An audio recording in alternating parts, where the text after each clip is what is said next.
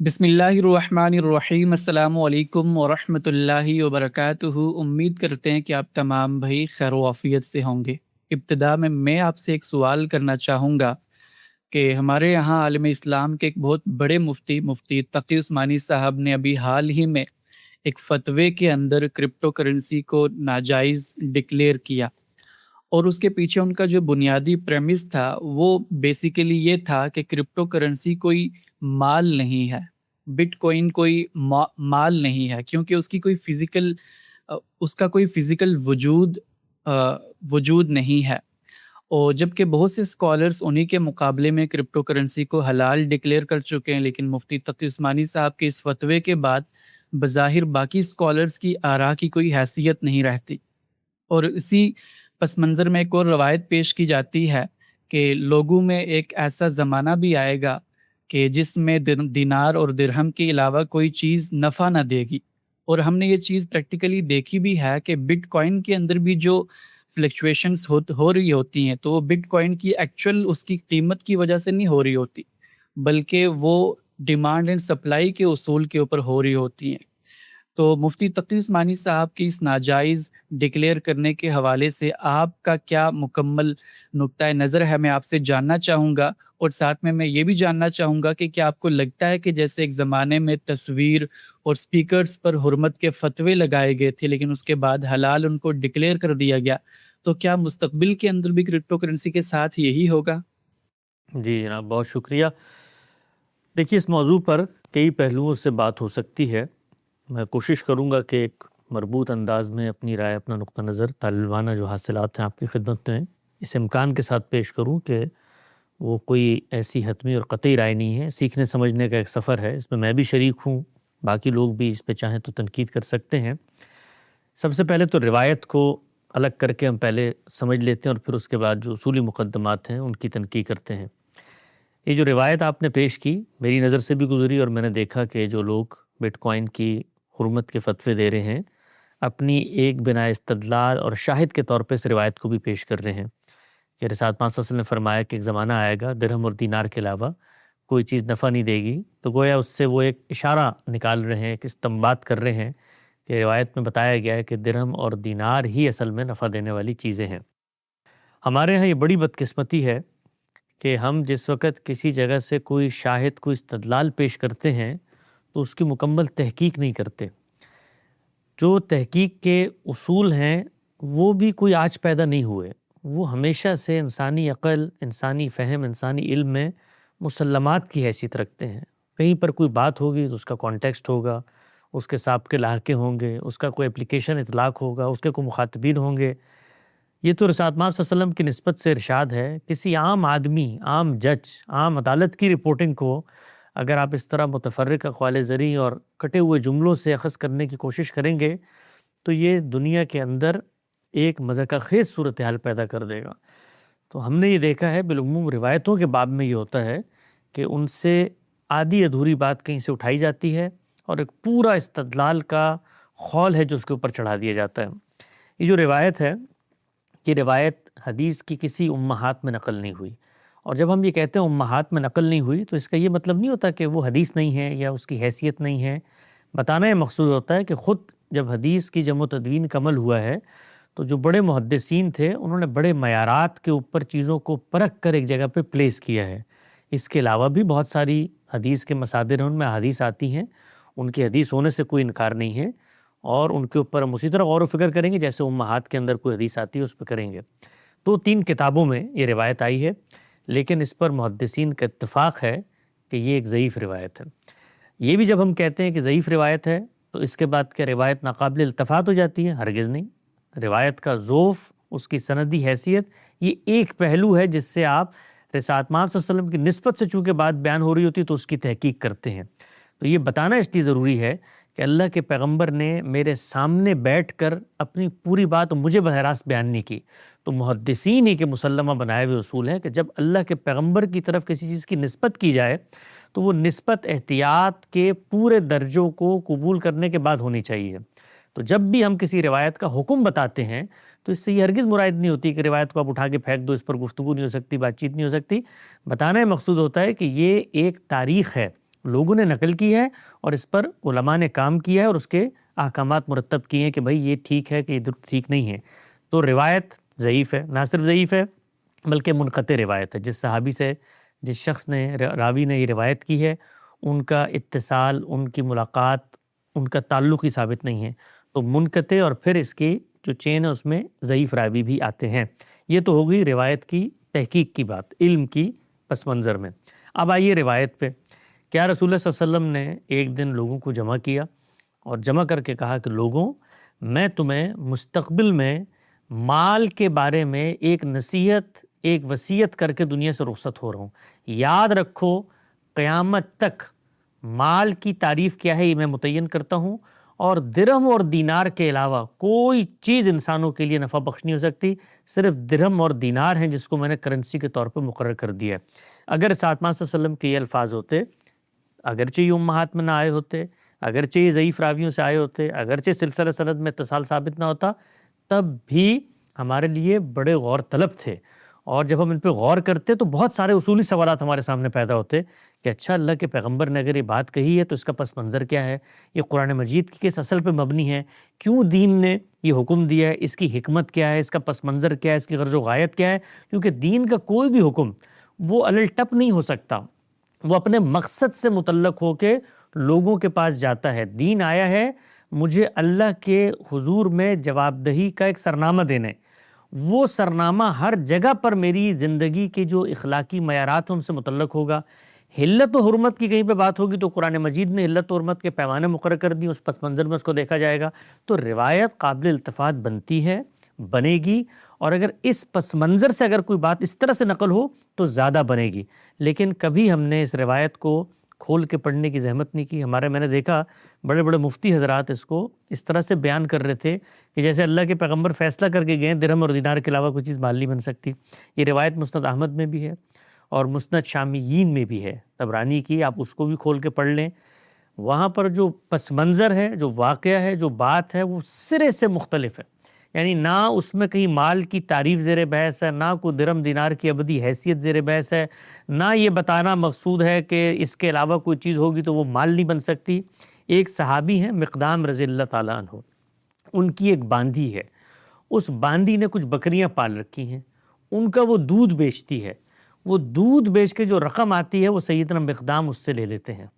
یہ چیز ایک دوسرے شخص کے سامنے آتی ہے تو وہ مقدام رضی اللہ تعالیٰ عنہ سے مکالمہ کر رہے ہیں، گفتگو کر رہے ہیں. یہ روایت کے اندر ثبت ہے، یعنی اس میں کوئی چیز ایسی نہیں ہے کہ کوئی میں اپنے تخیل سے پیدا کر رہا ہوں، یہ روایت میں ثبت ہے. وہ مقدام رضی اللہ تعالیٰ عنہ کو یہ کہتے ہیں کہ آپ وہ مال لے لیتے ہیں جو مال آپ نے محنت کر کے کمائی، یہ تو باندھی کا حق تھا، وہ دودھ بیچتی ہے. تو انہوں نے اس کے جواب میں کیا کہا، انہوں نے جو بات جواب میں کہی وہ یہ تھی کہ بھائی یہ مال میری ضرورت ہے، یعنی باندھی چونکہ میری ہے اور اگر وہ میرے تصرف میں ہے اور کام کر رہی ہے تو میرا اس سے مال لینا کوئی غلط کام نہیں ہے. اس کی وہ دلیل آگے بیان کرتے ہیں اپنے فہم کی حد تک کہ رسالت مآب صلی اللہ علیہ وسلم نے فرمایا تھا کہ بھائی یہ قریبی زمانوں میں یہی ہوگا کہ لوگوں کا کام نہیں چلے گا درہم دینار کے بغیر، یعنی دنیا کے معاملات نہیں چل سکتے درہم دینار کے بغیر. تو وہ مقدام رضی اللہ تعالیٰ بتانا چاہ رہے ہیں کہ بھئی مال کے بغیر زندگی نہیں گزر سکتی، یہ درہم دینار ہوں گے تو کچھ میرا گزارا ہوگا نا، اور اگر میں اس سے لے رہا ہوں تو کوئی زیادتی کا کام نہیں کر رہا، میری باندھی ہے وہ. تو یہ چیز ہے جو روایت میں زیر بحث ہے کہ ایک زمانہ ایسا بھی آئے گا. رسالت مآب صلی اللہ علیہ وسلم وہ اس پس منظر میں یہ بات کر رہے ہیں کہ اللہ کے پیغمبر نے بتایا تھا کہ بھائی ایسا نہیں ہوگا کہ آپ درہم دینار کے بغیر زندگی گزار لیں. تو زمانوں میں حالات آتے رہتے ہیں ایسے کہ آپ کا درہم دینار کے بغیر گزارا نہیں ہو، کوئی چیز فائدہ نہیں پہنچائے گی. یعنی زندگی کی آسائشیں، سہولیات، آپ کی مالی آسودگی، فراوانی، اس سب کے لیے مال چاہیے ہوتا ہے.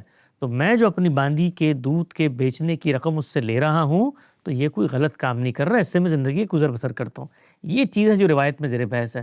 نہ کوئی راوی کے حاشیہ خیال میں کوئی مال کی تعریف، نہ بیان کرنے والے کے کوئی گمان میں کہ اس کے ذریعے سے کوئی چیز ہم برآمد کر لیں گے. یہ ہماری بڑی بدقسمتی ہے. اور بالخصوص جو ہمارے ہاں قانونی ذہن پیدا ہوا، اس نے چونکہ اسٹیٹ لا بھی بنانا تھا، یعنی ہمارے ہاں جو فقہا تھے انہوں نے ملکی قانون بھی بنانا تھا. ملکی قانون سے مراد کہ جیسے آپ روزمرہ دیکھتے ہیں نا، انشورنس کے قوانین ہیں، ٹیکسیشن کے قوانین ہیں، یہ روڈ پہ جو چالان ہوتا ہے اس کے قوانین ہیں، اور وہ دینی پس منظر رکھتے تھے، دینی علوم کی کونوٹیشن رکھتے تھے، اور ان کے ہاں ایک تہذیبی اثر بھی تھا اس دینی روایت کا. تو اس سے انہوں نے اشارات پا کر بہت ساری گفتگو میں کلام کیا ہے. یعنی ان کا جو قانونی ذہن جب کوئی بن جاتا ہے تو وہ پھر ادنیٰ مماثلت تلاش کرتا ہے. اس کی ایک اور میں آپ کو مثال دیتا ہوں، ایک سادہ سی مثال جس سے آپ کو نوعیت معاملہ سمجھنے میں مدد ملے گی. مثلا کیا آپ بغیر وضو کے قرآن مجید کو ہاتھ لگا سکتے ہیں؟ اب آپ میرے پاس یہ سوال لے کر آئیں، کسی عالم کے پاس سوال لے کر آئیں، تو وہ سب سے پہلے اس چیز کی تعین کرے گا کہ یہ ایک دینی سوال ہے یا یہ ایک روزمرہ کی دنیا کے معاملات سے متعلق سوال ہے. اگر دینی سوال ہے، یعنی اس میں آپ نے کوئی اللہ کے رسول کا حکم بیان کرنا ہے کہ قرآن مجید کو آپ ہاتھ نہیں لگا سکتے بغیر وضو کے، تو میں انتخاب کروں گا دینی مصدر کا. اور اگر یہ کوئی تہذیبی سوال ہے، کوئی اخلاقی سوال ہے، کوئی تحفظ ذاتی سوال ہے، تو میں اس میں عرف، معاشرت، تہذیب، عقل، خرد اس کے اوپر جاؤں گا کہ کہوں گا بھائی کہ اس کو ذرا وضو کر کے کر لو تو برکت کا کام ہوگا، اچھی بات ہے ہاتھ پہ کوئی مٹی میل نہ لگی ہو، اللہ کا کلام پڑھنے، ماخذ کا درست انتخاب کروں گا. ہمارے فقہا کیا کرتے ہیں، وہ سب سے پہلے یہ دیکھتے ہیں کہ اس موضوع سے متعلق کہیں کوئی اشارے میں بات ہوئی ہے. اگر بات ہوئی ہے تو ہم وہاں جا کر اس بات کا کیا کانٹیکسٹ ہے، کیا سیاق و سباق ہے، کیا پس منظر ہے، اس سے قطع نظر ایک حکم ہے جو دینی طور پہ برآمد کر کے لوگوں تک پہنچا دیں گے اللہ نے اس بارے میں یہ فیصلہ کر دیا. تو آپ اگر فقہ کی کتاب کھولیں اور اس میں اس بحث کو پڑھیں کہ بھئی کیا آپ بے وضو قرآن مجید کو ہاتھ لگا سکتے ہیں، تو اس کے لیے وہ قرآن مجید کی ایک آیت سے استدلال کرتے ہیں، اور وہ کیا ہے، لا یمسون الا المطہرون، کہ بھئی یہ تو قرآن مجید نے کہہ دیا کہ اس کو صرف مطہر لوگ ہی ہاتھ لگا سکتے ہیں، لہٰذا تم اگر مطہر نہیں ہو، تم اگر طاہر نہیں ہو، تم نے اگر وضو نہیں کیا تو پھر تم ہاتھ نہیں لگا سکتے. اب اس آیت کو پڑھیں، اس پس منظر میں جائیں، تو وہاں سرے سے یہ چیز ہی زیر بحث نہیں ہے کہ قرآن مجید کو وضو کر کے ہاتھ سے پکڑنا ہے کہ بغیر وضو کے پکڑنا ہے. وہ پس منظر میں بات یہ زیر بحث ہے کہ لوگ اعتراض کر رہے ہیں کہ بھئی یہ جو قرآن مجید تمہارے پاس اتر کے آ رہا ہے یہ تو لوگوں نے لکھا ہوا ہے، اس کو تو شیاطین اچک لیتے ہیں، یہ تو وہ کلام ہی نہیں ہے جو خدا کی نسبت سے تم بیان کر رہے ہو. اس کے پس منظر میں قرآن مجید نے کہا کہ اس کو ہم اتنی حفاظت سے، اتنی محافظت سے، اتنے اہتمام سے نازل کرتے ہیں کہ قریب کوئی بھٹکے تو شہاب ثاقب مار دیتے ہیں، کوئی جن اچک لے اس کی ہمت نہیں ہے، اور اس کو تو پاک باز ستودہ صفات لوگ لے کے آتے ہیں. یعنی ان کے ہاں بھی کوئی امکان نہیں ہے کہ وہ اس کے کسی لفظ میں، کسی حرف میں، کسی شوشے میں کوئی اختلاف پیدا کر دیں. تو اس پس منظر کی بات، لیکن اس کو آپ وہاں سے کاٹیں اور کاٹ کے اس سے اپنا مدعا جو ہے وہ برآمد کر کے لوگوں کے سامنے رکھ دیں. تو روایت کے معاملے میں ہمارے ہاں اور قرآن مجید کے باب میں بھی یہ بالعموم ایک رویہ اپنا لیا گیا ہے کہ جس میں پس منظر، سیاق و سباق، کانٹیکسٹ، کوئی جو جس کو آپ کہتے ہیں اثناء کلام، جس پس منظر میں بات ہو رہی ہے، سب کچھ حذف کر کے ایک اپنے ذہن سے مفہوم ہے جو برآمد کر کے اس کے اوپر چسپا. اور یہ بڑی خطرناک چیز ہے. دیکھیے یہ جو لوگ کر رہے ہوتے ہیں وہ بڑی خیرخواہی سے کر رہے ہوتے ہیں، ایسا نہیں ہے کہ ان کے ہاں شعوری طور پہ یہ چیز ہوتی ہے. ایک استدلال کا غلط طریقہ بن جاتا ہے، لیکن یہ جو غلط طریقہ یہ نتیجے کے اعتبار سے تحریف مانوی کی صورت اختیار کر جاتا ہے. اور اس میں اتنی احتیاط کی ضرورت ہوتی ہے کہ قرآن مجید نے یہود کی بڑی اغلاط میں سے غلطی یہ بتائی تھی کہ یہ لوگ قرآن مجید کے یحرفون الکلمہ، یعنی وہ جو اس کی مفہوم ہے، مراد ہے، اسی کو تبدیل کر دیتے. وہ ان کے بس میں نہیں ہوتا کہ کلام کو آگے پیچھے کریں، مراد اور مفہوم کو غلط استدلال سے وہاں لے جاتے ہیں کہ جہاں تک وہ بات کہنے والے کے پیش نظر ہی نہیں ہے. تو یہ روایت کی حد تک میرا تبصرہ ہو گیا. جہاں تک بات ہے اس موضوع پر، میں نے ایک تحریر لکھی، اس تحریر میں 3 چیزیں بتانے کی کوشش کی. پہلی چیز میں نے بتائی کہ مال کیا چیز ہوتی ہے، اس کی تعین کا دائرہ پہلے متعین ہونا چاہیے. کیا یہ دین کی بحث ہے یا یہ دنیا کی بحث ہے؟ اگر یہ دین کی بحث ہے تو پھر ہمیں دینی ماخذ سے اس کے ثبوت و استدلال پر دنیا کو آگاہ کرنا ہے. یعنی پھر کیا چیز زیر بحث آئے گی؟ پھر قرآن مجید زیر بحث آئے گا، پھر سنت متواترہ زیر بحث آئے گی، اور پھر ایک تیسری چیز بھی رسول اللہ صلی اللہ علیہ وسلم کے علم و عمل کی روایت سے ہم تک پہنچی احادیث، وہ بھی زیر بحث آ سکتی ہیں. اور جب وہ زیر بحث آئیں گی ظاہری بات ہے اس پر پھر ہمیں اصل کی تلاش کرنی پڑے گی، لیکن موضوع بحث بن سکتی ہیں. تو یہ 3 چیزیں اگر کہیں پہ موجود ہیں، مال کیا چیز بن سکتی ہے اس کی تعین میں، تو اس کو پہلے مثبت طور پہ پیش کرنا چاہیے. اگر یہ تین چیزیں زیر بحث نہیں ہیں تو پھر جو بھی بحث ہے وہ دین کے دائرے سے باہر نکل گئی، اور جب دین کے دائرے سے باہر نکل گئی تو اب دین کا کوئی عالم دانشور بن کر، کرنسی کا ماہر بن کے، معیشت کا ماہر بن کر، ایک عام انسان کی حیثیت سے جو چاہے گفتگو کرے، وہ میں بھی سنوں گا، آپ بھی سنیں گے، اس کو حق ہے اپنی بات پہنچانے کا، لیکن وہ دین کا نقطہ نظر بیان نہیں کر رہا۔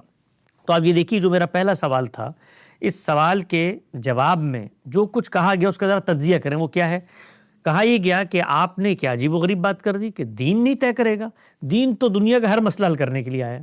اب یہ دیکھیے، یہ ایک اصولی جواب ہے۔ یہ اصولی جواب اگر آپ درست سمجھتے ہیں تو اس کا مطلب یہ ہے کہ پھر دین دنیا کا مسئلہ حل کرنے کے لیے آیا ہے، اور دنیا کے جتنے مسائل ہیں وہ اپنے دین سے برآمد کرنے ہیں، اور اگر آپ وہ برآمد کر کے نہیں دکھائیں گے تو اس کا مطلب آپ کا دین ناقص ہے۔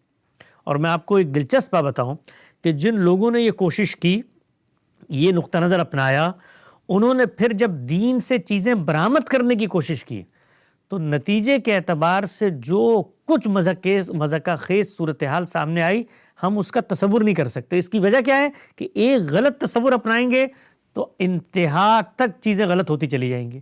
تو جو لوگ یہ کہتے ہیں کہ دین تو ہر معاملے میں انسان کی رہنمائی کرنے آیا ہے، اور دنیا کا ہو یا دین کا ہو، یعنی اس میں کوئی تفریق نہیں ہے، دین کا ہو یا دنیا، یعنی دین ہی بتائے گا کہ ایٹم بم کیسے بنے گا، دین ہی بتائے گا کہ اے آئی کے بارے میں کیا نقطہ نظر ہے، دین ہی بتائے گا کہ جنگوں میں کیا کرنا ہے۔ تو پھر جب آپ ان کے پاس جاتے ہیں ذرا ایٹم بم نکال کے دکھاؤ، جب کوئی اور چیز، تو وہ پھر جب نکالتے ہیں تو اس کے ساتھ وہی کچھ ہوتا ہے جو میں نے ابھی آپ کو وضو والی آیت کے بارے میں اور مثال کے طور پر یہ مال کی تعین کے بارے میں بتایا، یعنی کوئی سرے سے اس کا نہ تعلق، پھر وہ کبھی کن فیکون سے ایٹم بم نکل جائے گا، کبھی کسی اور دوسری آیت سے انڈسٹریل ریولوشن نکل جائے گا۔ گمراہی کا زینہ بن جاتی ہے مذہبی فکر جب وہ قرآن مجید میں سے دنیا برآمد کرنے کے لیے جاتی ہے۔ اور میں ایک اور دلچسپ بات آپ کو بتاؤں کہ دین کا جو سب سے بڑا کمزور مقدمہ ہے جس کی وجہ سے لوگ دین سے متنفر ہوتے ہیں، وہ یہ مقدمہ ہے، کیونکہ جو سامنے کی مخلوق ہے اس نے دنیا میں ہیومن سائنسز کا ریولوشن، انڈسٹریل ایج کی یہ جو چکا چوند، پھر یہ اے آئی اور دنیا کا ایسا خوبصورت نظام بنا لیا ہے، وہ کہتے ہیں اچھا دین تمہارا دنیا کا مسئلہ حل کرنے آیا تھا، ہم نے دنیا تمہارے دین سے بہتر بنا لی، اب ہمیں تمہارا دین نہیں چاہیے۔ تو پوری دین کی دعوت کو ہم داؤ پہ لگا دیتے ہیں اس غلط نقطہ نظر کی وجہ سے۔ اس کے بعد بعض لوگ یہ کہتے ہیں کہ اچھا آپ ہم سے مطالبہ کر رہے ہیں کہ بتاؤ دین میں یہ کہاں زیر بحث ہے، اگر یہ دینی بحث ہے مال کی تعین، تو ہم آپ کو یہ بتاتے ہیں کہ فلاں فلاں فقہ ابن عابدین شامی نے، یا امام سرخسی نے، یا امام سیوطی نے، یا مثال کے طور پہ امام احمد بن حنبل نے، امام ابو حنیفہ، فلاں نے فلاں جگہ پر فلاں فقہ کی بحث میں مال کی تعریف کی ہے، لہٰذا دیکھیے تو دینی مسئلہ ہوا نا۔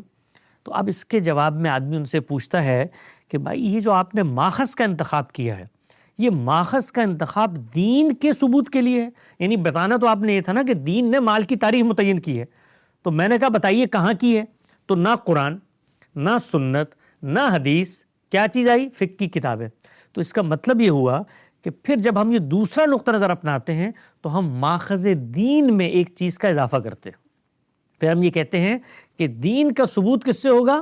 قرآن سے، سنت سے، اور پھر اس کے بعد احادیث سے، اور پھر اس کے بعد فقہ سے ہم قرآن دین کو ثابت کریں گے۔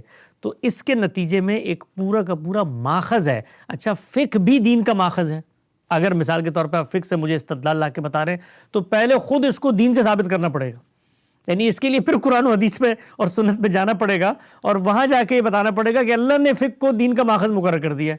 جو فقہا کے مسائل زیر بحث آئیں وہ اصل میں دینی مسائل ہوتے ہیں، اور وہ دینی استدلال کا موضوع بن جاتے ہیں۔ مجھے یاد ہے گزشتہ کچھ عرصہ پہلے ایک موضوع پہ ہم نے گفتگو کی تھی، تو اس پہ بتانے کی کوشش کی تھی کہ کس عمر میں انسان کی شادی کی جانی چاہیے، تو ہمارے ایک بڑے عالم نے یہ کہا کہ تو دین نے طے کر دیا۔ اچھا دین نے کہاں طے کر دیا؟ دیکھیں جی فلاں فقہ کی عبارت کے اندر لکھا ہوا کہ اس کی عمر 16 سال ہونی چاہیے۔ تو گویا دین کا جو ماخذ ہے دنیا میں وہ خدا کے پیغمبر کے بعد اب انسان بھی بن گئے، فقہا تو انسان تھے۔ تو اس پر میں ایک دوسری چیز آپ کو بتانا چاہتا ہوں کہ یہ وہ دوسری غلطی تھی جو یہود کے ہاں پیدا ہوئی، اور قرآن مجید نے کہا کہ انہوں نے اپنے احبار اور رہبانوں کو اربابا من دون اللہ بنا دیا۔ آپ کے کیا خیال میں کہ وہ بیٹھ کے ان کی پرستش کرتے تھے؟ وہ پوچھتے تھے ان کو؟ نہیں، وہ کیا کرتے تھے کہ وہ ان کی بات کو کہتے تھے کہ یہ خدا کی بات ہے، یعنی وہ شریعت اور فقہ میں فرق نہیں کرتے تھے۔ شریعت اور فقہ کا فرق جب ختم ہو جائے تو یہ نتیجے کے اعتبار سے وہی بن جاتا ہے جو قرآن مجید نے کہا اتخذوا احبارهم ورهبانهم اربابا من دون اللہ، یعنی پھر آپ اصل میں اللہ اور اس کے پیغمبر کے بعد انسانوں کو وہ پوزیشن دے دیتے ہیں جو خدا اور اس کے رسول کو ملنی چاہیے تھی۔ تو فقہ کی کتابیں کھول کے بیٹھ گئے۔ اب فقہ کی کتابیں جب کھول کے بیٹھے تو اب ان کتابوں میں جو چیزیں زیر بحث ہیں اس سے وہ مال کی تعریف تعین کرنے کی کوشش کر رہے ہیں۔ اچھا ان کتابوں میں جائیں، اس کو ان کے کانٹیکس میں سمجھیں، تو وہ بھی یہ بات نہیں کر رہے جو اس سے ہمارے آج کل کے علماء حضرات اخذ کر رہے ہیں۔ یعنی ان کے ہاں بھی کچھ خرد افروزی، کچھ بصیرت، کچھ فہم، کچھ تدبر، کچھ ثقافت تھی کہ بھائی یہ کام ہمارے کرنے کا ہے، یعنی ہم طے کریں گے کہ کرنسی کیا ہوتی ہے۔ یہ دین کی بحث ہی نہیں ہے، یہ تو دنیا کے تعاملات سے وجود پذیر ہونے والی بحث ہے۔ یہ تو بالکل ایسا ہی ہے کہ دین نے پہلے دن آ کے کہا ہو کہ اس چیز کو مال بناؤ، ہر آدمی جانتا ہے ایسا نہیں ہوا۔ ہر آدمی جانتا ہے کیسے بارٹر ٹریڈ سے ابتدا ہوئی، اس کے بعد کس طریقے سے ہمارے ہاں رائی کے ذریعے سے وزن برابر کرنا شروع کر دیا۔ مجھے گزشتہ دنوں کراچی میں اسٹیٹ بینک کا جو میوزیم ہے کرنسی کا، وہاں جانے کا اتفاق ہوا۔ تو کرنسی کی ابتدا کیسے ہوئی اس کی پوری تاریخ انہوں نے وہاں پہ بیان کی ہے۔ اس کو آپ دیکھیں تو حیران پریشان ہو جائیں گے۔ یعنی سب سے پہلے برابر سطح کے موازنے کی چیزیں کی تعین ہوئی ہے، اور پھر جب مجھے پتہ چل گیا کہ یہ میرے پاس اتنا وزن ہے، آپ کے پاس اتنا وزن ہے، اس سے پھر دانے بننے شروع ہوئے ہیں، اس سے پھر وزن کا تصور آیا ہے۔ وہ وزن کا تصور پھر دھاتوں میں ڈلا ہے۔ وہ دھاتوں نے اپنی قدر و قیمت پیدا کی ہے زمانے کے مرور سے، کہ وہ فیڈ نہیں ہوتی، وہ ختم نہیں ہوتی، اور اس کے ذریعے سے مبادلے کی قیمت انہوں نے اپنے اندر پیدا کر لی ہے۔ مطلب کیا فرق ہے پلاسٹک میں اور کیا فرق ہے سونے میں؟ ایک دھات ہی ہے نا، لیکن وہ دھات نے اپنی ورت اپنے اوصاف و خصائص سے پیدا کی ہے۔ نہ دین نے اس کو انیشیٹ کیا، نہ دین نے اس کے بارے میں بتایا۔ مثلا درہم اور دینار تو مثال کے طور پر نفع کی چیز بن سکے، تو بارٹر ٹریڈ میں جو آپس میں ہم لوگ کر رہے ہوتے تھے تو وہ کرنسی نہیں ہوتی تھی، یعنی اس کے اندر وہ سارا مبادلہ حرام ہو گیا۔ تو جو سمجھنے کی چیز ہے وہ یہ کہ جب آپ فکس سے استدلال کرتے ہیں تو خود فقہا کے یہاں جا کر ذرا ان بحثوں کو پڑھیں۔ مثال کے طور پہ اسی بحث کو آپ ابن عابدین شامی کی کتاب میں پڑھ لیں، وہ یہ بتاتے ہیں کہ بھائی ہم یہ طے کرنے نہیں بیٹھے کہ مال کیا ہے مال کیا نہیں ہے، پڑھے وہاں پر وہ خود بتاتے ہیں کہ مال تو لوگوں کے تعاملات سے پیدا ہو جاتا ہے۔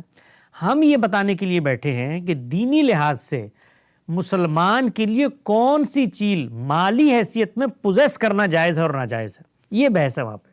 یعنی ان کے یہ بحث نہیں ہے کہ شراب مال نہیں ہے، یا مثال کے طور پہ سور مال نہیں ہے، بھائی وہ تو مال ہے۔ مطلب میں کوئی شخص کی شراب چوری کر لے تو کیا اس پر چور کی سزا کا اطلاق نہیں ہوگا؟ یا کسی کا سور چوری کر لے اس پہ چور کی سزا کا اطلاق نہیں ہوگا؟ وہ مال ہے۔ ان کی بحث اس سے بھی مختلف ہے۔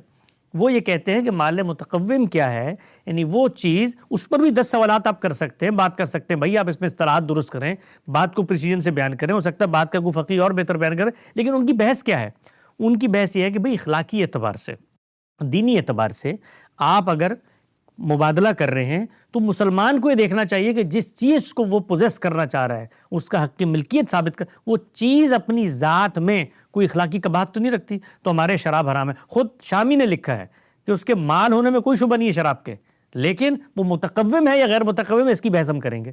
تو یہ حق تو ہر انسان کو ہے، یہ مجھے بھی ہے، آپ کو بھی ہے، میں اپنے بچے کو بتاؤں گا، 10 لوگوں کو چیزیں ان تک پہنچاؤں گا، اور کبھی کبھی اس میں احتیاط کی بات ہوگی، نصیحت کی بات ہوگی، اس میں حلت و حرمت کے سرے سے کوئی سوال ہی نہیں ہوگا۔ چلے شراب کے بارے میں تو میں کہوں گا کہ بھائی شراب کو خریدنا رکھنا دور کی بات، قریب بھی مت جاؤ، اس کے دور رہو، شرابی لوگوں سے بھی دور رہو، وہاں تک نصیحت کروں گا سد ذریعہ کے اصول پہ۔ اور کہیں مجھے لگے کوئی پونزی اسکیم ہے، کوئی مثال کے طور پہ لوگ کسی کو دھوکہ دے رہے ہیں، کوئی اس طرح کے ہمارے بانڈز بن جاتے ہیں، تو میں ان کو روکوں گا، اس میں حلت و حرمت کی کیا بات ہے، آگے بڑھیں۔ اگر مجھے یہ محسوس ہوتا ہے کہ کسی جگہ پر کوئی خرید و فروخت کا معاملہ اخلاقی قباحت پیدا کر رہا ہے، تو دین نے مجھے اصولی رہنمائی دی ہے، وَلَا تَأْكُلُوا أَمْوَالَكُمْ بَيْنَكُمْ بِالْبَاطِلِ، باطل طریقے سے کسی کا مال نہیں کھانا۔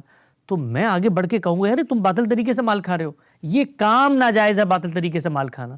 اس میں بھی مال کیا ہوتا ہے، مال کی تعین کیسے ہوتی ہے، وہ قدرت پیدا کرتا ہے، وہ زمان پیدا کرتا ہے، یہ کوئی بحث سرے سے نہیں ہوگی۔ دین کا اخلاقی اصول اور اخلاقی رہنمائی ہے جو میں لوگوں کو بیان کر دوں گا۔ اس کے بعد آپ آگے بڑھیں۔ ایک تیسرا جواب بھی دیا کہ میری تحریر کے پس منظر میں، وہ یہ تھا کہ جب آپ کسی سے کوئی مبادلہ کرتے ہیں، لین دین کرتے ہیں، تو اس میں نزاعات پیدا ہو جاتے ہیں، ترددات پیدا ہو جاتے ہیں۔ ان نزاعات کو سلجھانے کے لیے کون ہے جو پیچھے کھڑا ہوگا؟ لہٰذا آپ کو تعین تو کرنی پڑے گی نا کہ کیا چیز مال ہوتی ہے۔ مثلا میں آپ کو ایک چیز دوں اور آپ سے ایک چیز خریدوں, کل میرا آپ کا تنازع ہو جائے, آپ بازار میں کھڑے ہو جائیں کہ اس نے جو چیز دی تھی وہ تو میرے نزدیک مالی نہیں ہے. تو وہ یہ کہتے ہیں, ان کا نقطہ نظر یہ ہے کہ یہ بحث تو باہر کیف پیدا ہوگی نا کہ کرنسی کیا ہوتی ہے, تعین تو کرنی پڑے گی, بتانا تو پڑے گا. اس کا جواب یہ ہے کہ بالکل پیدا ہوگی, بالکل بتانا پڑے گا, لیکن کس کو بتانا پڑے گا؟ مفتی کو, عالم کو, مفسر کو, محدث کو, کس کو بتانا پڑے گا؟ یہ طے کرنا پڑے گا بتانے سے پہلے کہ یہ بتانے کا عمل دینی ہے یا دنیاوی ہے. اگر یہ دنیاوی عمل ہے تو یہ بتانا ریاست کا کام ہے, یہ بتانا ملکی قوانین کا کام ہے, یہ بتانا ارباب الوقت کا کام ہے, یہ بتانا اداروں کا کام ہے. یہ کسی دینی کانٹیکسٹ کی بحث ہی نہیں ہے اس میں آپ یہ طے کریں. آپ صرف یہ کہہ سکتے ہیں, مطلب ریاست کے پاس جا کر ان کو یہ کہتے کہ بھئی یہ کرپٹو کرنسی لوگ لے دے رہے ہیں, ان میں آپس میں بڑے اختلافات ہو جاتے ہیں. وہ یہ کہتا ہے کہ میں نے تمہیں دی تھی, والیٹ پہ منتقل کی, وہ کہتی آئی نہیں, تو یہ ضرر و غرر دھوکے کا معاملہ ہو رہا ہے, اس پہ ذرا توجہ کریں. تو فتویٰ ریاست نے دینا تھا کہ کرنسی کو میں اس کو مانتا ہوں یا نہیں مانتا, کیونکہ کل تمہارے تنازعات ہوں گے, میرے پاس عدالتوں میں تم اس چیز کو لے کر آؤ گے, میرا یہ پرنسپل اسٹینس ہے, اس کی بنیاد پر میں تم لوگوں کے تنازعات کو رفع دفع کروں گا. تو ضرورت بالکل ہے اور ضرورت جینون ہے, لیکن وہ جینون ضرورت ریاستی اداروں نے پوری کرنی ہے. چنانچہ اب دنیا بھر میں دیکھیں یہ ریگولیٹرز کیوں بنتے ہیں, یہ وزارت معیشت اور مثال کے طور پہ مالیات کیوں بنتی, اسی کام کے لیے بنتی ہے بھائی. اور یہ کام دنیا میں اتنا سسٹمیٹک ہوتا چلا جا رہا ہے کہ اس میں جب کوئی نئی چیز بھی آتی ہے تو وہ نئی چیز اپنی قدر و قیمت متعین کرنے میں ایک پروسیس سے گزرتی ہے. کرپٹو بھی اسی پروسیس سے گزر رہا ہے ابھی. یعنی وہ یہ نہیں کہ دنیا بھر کے عالمی مالیاتی نظام نے اس کو کہیں پہ ہو گیا. مطلب میں نے خود, آپ یہاں دیکھیں امریکہ کے اندر جگہ جگہ پہ اے ٹی ایم لگے ہوتے ہیں, آپ اس سے کرپٹو لے لیں. آپ آن لائن ویب سائٹ ایک ایئر لائن کی میں 2-3 دن پہلے دیکھ رہا تھا, اس نے کہا کرپٹو میں پیمنٹ کر دیں. یعنی اگر آپ وہ مبادلہ کرنا چاہتے ہیں تو ایک چیز ملکی سطح پر کہیں قابل قبول ہے, کہیں پروسیس میں ہے, کہیں چل رہی ہے, کہیں نہیں چل رہی, اس میں حلت و حرمت کا کوئی سوال ہی نہیں ہے. یعنی یہ حلت و حرمت کی سرے سے بحث نہیں ہے. تو میرا ماننا یہ ہے کہ اس معاملے میں ہمارے علماء نے حدود سے تجاوز کیے, اور یہ حدود سے تجاوز کی جو وجہ ہے میں وہ بھی سمجھانا چاہتا ہوں, صرف تنقید نہیں ہے. وہ وجہ یہ ہے کہ ان کا جو ذہن ہے وہ خود ایک بڑے لمبے عرصے تک جو اسٹیٹ لا ہے, یعنی یہ کام جو آخری میں نے بتایا جو اسٹیٹ نے کرنا, یہ کام خود علماء کرتے چلے آئے ہیں. جو چیز ان کو سمجھ میں نہیں آ رہی وہ یہ کہ یہ کام اب ہمارے کرنے کا نہیں ہے, اور اگر کرنے کا ہے, اور میں تو اس کو بڑا اپریشیٹ کرتا ہوں کہ اگر یہ علماء سے کام لیا جائے, لیکن پھر اس کے لیے ان کو بیوروکریسی کا حصہ بنایا جائے, پھر اس کے لیے ان کو جوڈیشری کا حصہ بنایا جائے. وہ وہاں پر جائیں اور سیکولر کا لفظ یہاں پر کوئی کونیٹیشن میں استعمال نہیں کرنا. بتانا یہ مقصود ہے کہ دینی بحث نہیں ہے, دنیا کی بحث ہے. تو پھر اس پس منظر میں چیزوں کا وہ فیصلہ کریں. یہ بالکل ایسے ہی ہے کہ آپ اس چیز کا فیصلہ کریں کہ فلاں بیماری کینسر ہے یا نہیں ہے, یا آپ اس چیز کا فیصلہ کریں کہ فلاں رنگ جو ہے یہ رنگ ہے کہ نہیں ہے, اس کو اس کا اطلاق اس پہ کر سکتے ہیں کہ نہیں کر سکتے.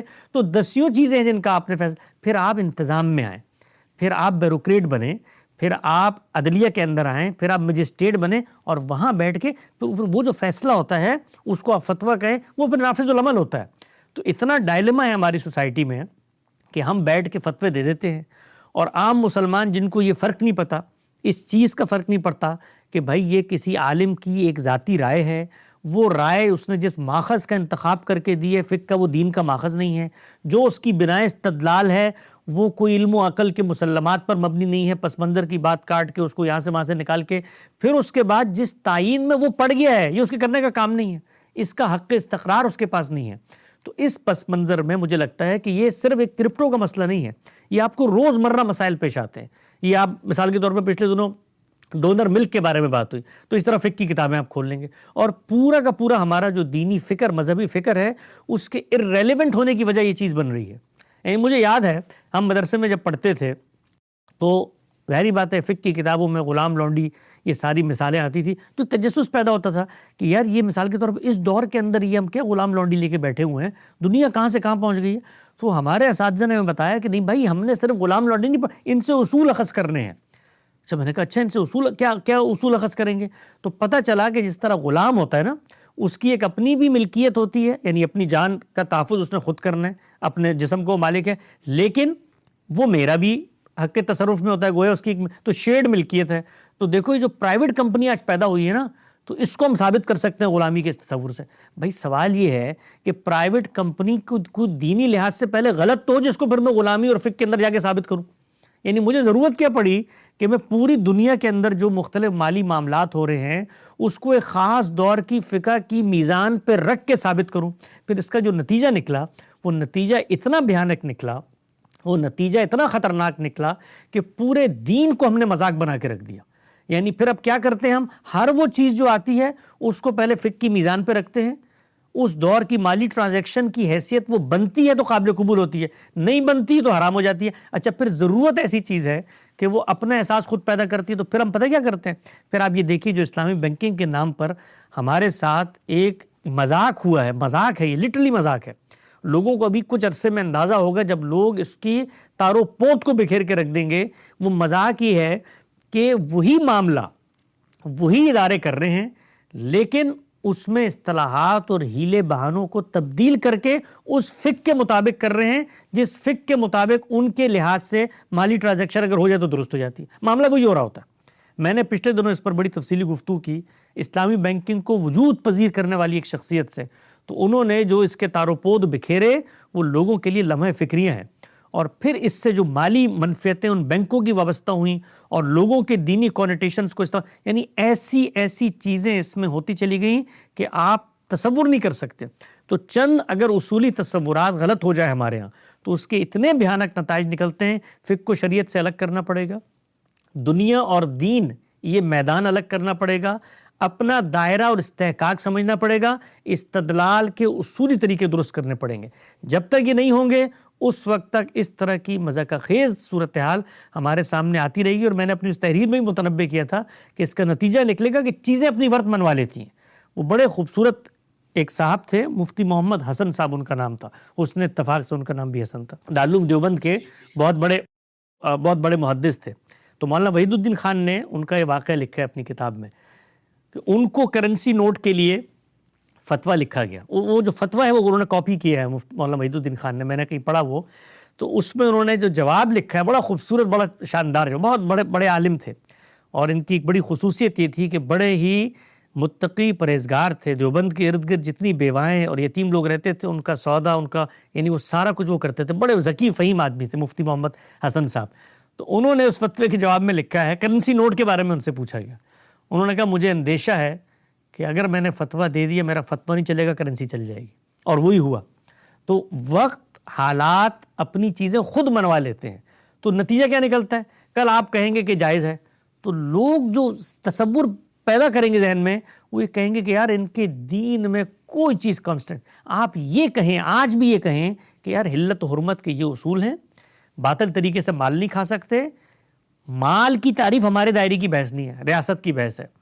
آپ جو اطلاق میرے پاس لے کر آ رہے ہیں, میں اس وقت کی اطلاقی صورتحال پہ ضرر غرر سد ذریعہ ان چیزوں کو سامنے رکھ کر ایک رائے رکھتا ہوں انسانی سطح پر. اس کو نہ دین کا مسئلہ بنائیں نہ شریعت کا مسئلہ بنائیں, لیکن جب آپ بنائیں گے تو پھر گلہ مت کریں. پھر لوگ اٹھیں گے, وہ مذاقہ اڑائیں گے, وہ پھر کہیں گے کہ ان کے یہاں تصویر کل حرام تھی آج حلال ہو گئی. اور ان سب معاملات میں بھی آپ دیکھیے کیا ہوا, یہی استدلال کی غلطی. یعنی تصویر کی حرمت کو پہلے غلط اخذ کیا, پھر اس کو جائز کرنے کے لیے غلط ہیلے بہانے بنائے, تو آج پتہ نہیں چلتا کہ موقف کیا ہے, حرام ہے حلال ہے قابل. پھر ہوتا کیا ہے, ایک پورا علم کلام بننا شروع ہو جاتا ہے. نہیں, دین کی بقا کے لیے حرمت بھی حلت میں بدل جاتی, یعنی پورے دین کے تاروپود بکھر جاتے ہیں. تو فکر فراہی کی جو سب سے بڑی کنٹریبیوشن ہے وہ یہی ہے کہ چیزوں کو ان کی صحیح پلیسمنٹ میں اس نے رکھا ہے, اصل کو اصل کی جگہ پہ رکھا ہے, شر و وضاحت کو شر و وضاحت کی جگہ پہ رکھا ہے. اس شر و وضاحت سے جو فہم ڈیولپ ہوتا ہے اس سے استنباط کر کے اصول اخذ کر کے مماثل صورتحال پہ اس کا اطلاق کرتے اس کو انسانی جگہ پہ رکھا ہے. فقہ کو شریعت سے الگ کیا, حدیث کو سنت سے الگ کیا. قرآن مجید کو سمجھنے کے لیے مسلمات عقل اور علم پر مبنی اصول متعین کے لفظ ہے, جملے کی تالیف ہے, سیاق کلام ہے. تو اسی سے اصل میں دین کی وہ اصل حیثیت ہے, وہ اصل نوعیت ہے جو بحال ہوتی ہے. اور میرے خیال سے یہ جو مثالیں سامنے آتی ہیں اطلاع کی, یہ بڑا اہم کام کرتی ہیں. یہ مناہج کی جو غلطی ہے, کیونکہ منہج کو آپ فلسفے کی سطح پر جا کر سمجھائیں کبھی قابل فہم نہیں ہوتا, لیکن نتیجے کے اعتبار سے بہت ساری چیزوں کا کھرا کھوٹا واضح ہو جاتا ہے. کرپٹو کے معاملے میں ہمارے ہاں روایتی علم کے اندر استدلال کے جو اسکام ہیں وہ 2 اور 2 4 کی طرح واضح ہو گیا. جی بہت شکریہ حسن بھائی, بہت تفصیل کے ساتھ آپ نے اس موضوع پر ہماری رہنمائی فرمائی, جزاکم اللہ خیرہ.